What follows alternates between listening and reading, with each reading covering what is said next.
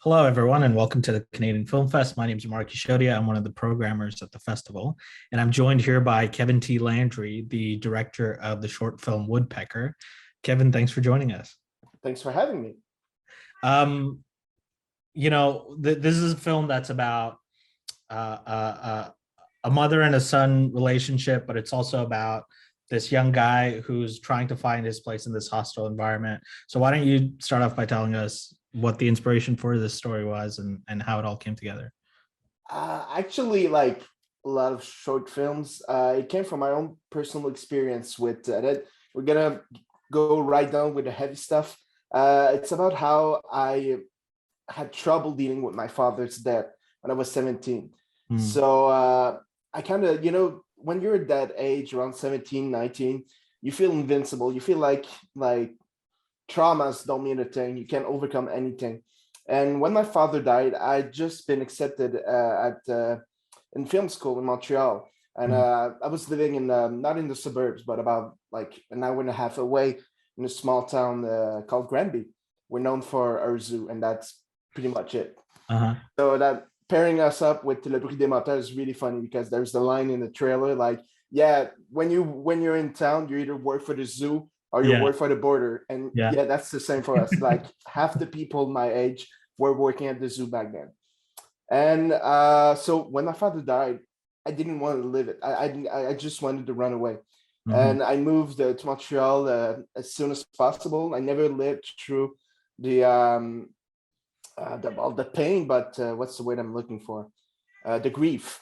I never Hmm. lived the grief, and I thought I could. I was strong enough to just go over it, and it took me 4 years, and I actually broke down severely when it Hmm. actually hit me, and it was kind of the inspiration for the movie, like about the boy who's 20 who never really lived through the trauma of losing his mother, Hmm. and thinking like, yeah, I'm gonna go work with her, and it's gonna be no big deal. It's gonna be fun, and it just catches up to him. So that's the basis for the movie. That's amazing, and I appreciate you sharing your personal inspiration for it. One of the things that stands out so much about it is the locations. The locations are great, and not just sort of the vista that it opens with, but also just seeing the machines in the lumberyard. Can you talk a little bit about how you found all those places and what it was like to shoot there?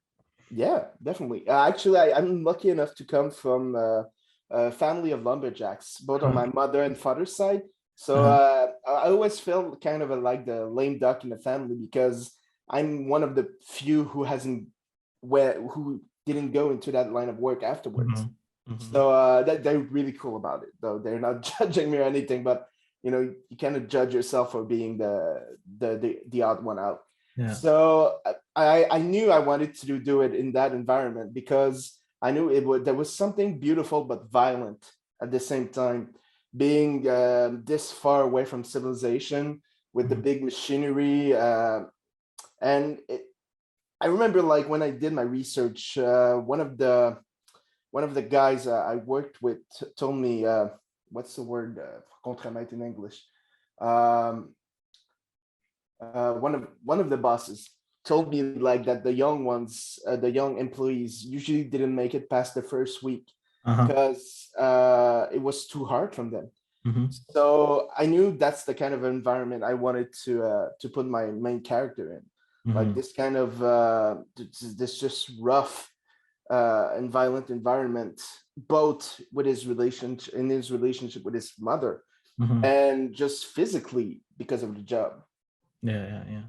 That's great. I'm glad you're talking about sort of that the environment of it, because I think what enhances that as well is the score. The score is so great, and it builds to this kind of anxiousness as well. Can you talk about what it was like working on that and what your ideas for how the film would sound were? Oh yeah, definitely.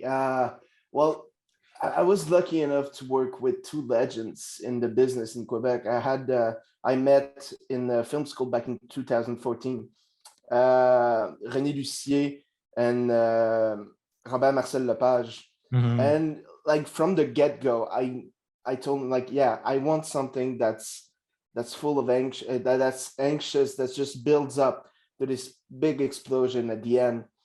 And I don't know how to describe it because they're so good. Like I knew I wanted strings, that's for sure, because there's something about tension and strings, but it wasn't so much of a hassle because the first draft of the music they sent was so perfect.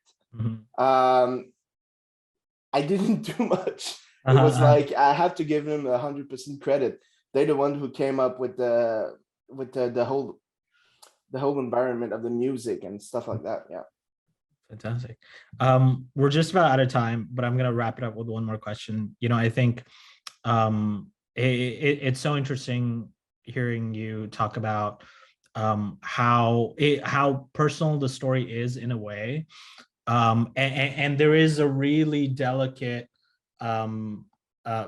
balance in the film between the relationship between the son and the mother. You're not overdoing it, you're not being melodramatic about it, but we still feel and understand the tension there. So I would love to wrap up by hearing you talk a little bit about what directing the actors was like, and what your process is like in terms of talking to them. Is there a lot there, or was it them? Oh yeah. I remember like the first time we practiced with Valérie and Will.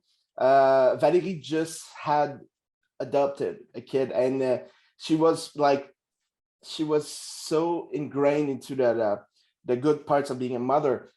Playing such a bad mother was really, really, really hard for her.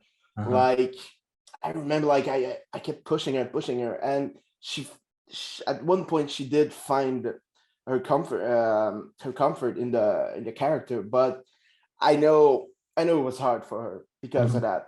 But I think with Will it was really natural, so it wasn't so much of a hassle. But strangely enough, when I was directing Valérie, I kept thinking of my mother and just thinking to myself, "Oh, fuck! I hope she won't take it personally. I hope she won't think that this is a movie about her." And I actually, before she watched it, I had to warn her, like, "Yeah, this is not a movie about you." So yeah, no, it was mostly about wanting to disprove the whole maternal love at all cost myth, like where a mother will always love her child. I had a couple of friends who went through hard moments with their mother because of that, and yeah, so Valérie took some time to get comfortable with it, but once she got the ball rolling, I just let her go, and it was magical. She actually brought a lot of comedy to the character. I didn't think of when I wrote the script. So that was a great casting choice. Yeah. That's great. And then they're both fantastic. Yeah. Kevin, we got to go, but thank you for being a part of the festival. We were just talking earlier. You talked about how you've wrapped up shooting your first feature. So we're excited to see that.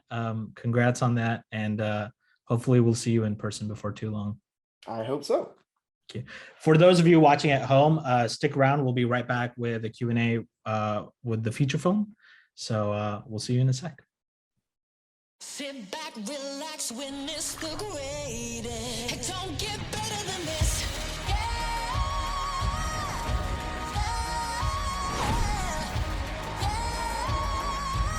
You take a seat, 'cause